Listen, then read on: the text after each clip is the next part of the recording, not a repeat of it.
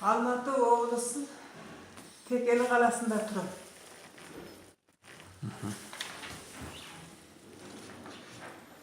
Мынау менің қазақстандық азаматым. Толықтай қазақстандық азаматым. Мынау менің толықтай семьям. Менің қазіргі арыздарым.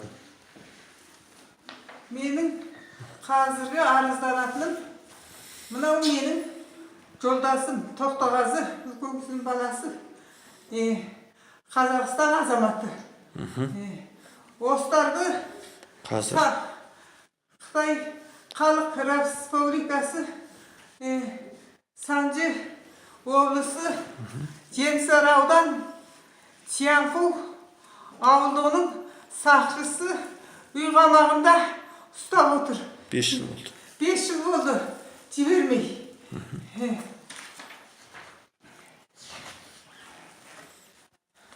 Мынау менің жолдасымның рәсімі.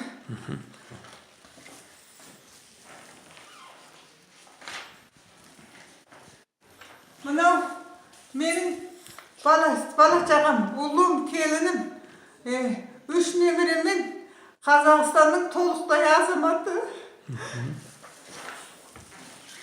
Міне осылар Қытай жібермей, Қытай келе алмай, үй қамағында ұстап отыр. Жібереді деп үміт қылып еді.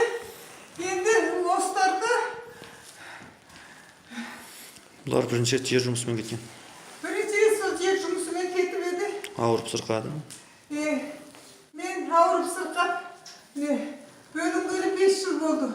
Осылар жібереме деп үміт қойдым, жібермеді. Енді қазір осыларды Қытай Қазақстан азаматтығынан бас тартып. Қазақстан азаматтығынан бас тартып, Қытай азаматтыққа Қабылдауға қол қойғызып отыр. Қытай азаматтыққа қабылдауға қол қойғызып отыр балаларымды. Толықтай бала шағам осы Қытайда келмей жатқан. Енді мен сіздерден өтініп сұрайтыным, Құдай қосқан қосағым, бала шағам, 3 немересімен барлығы келмей жатыр. Қазақстанның азаматтығы болып, атқа мінер, елбасы болып бәрі көмек жасап, осыларды келуге қолдаңыздар. Әзір мені қарайтын адам жоқ.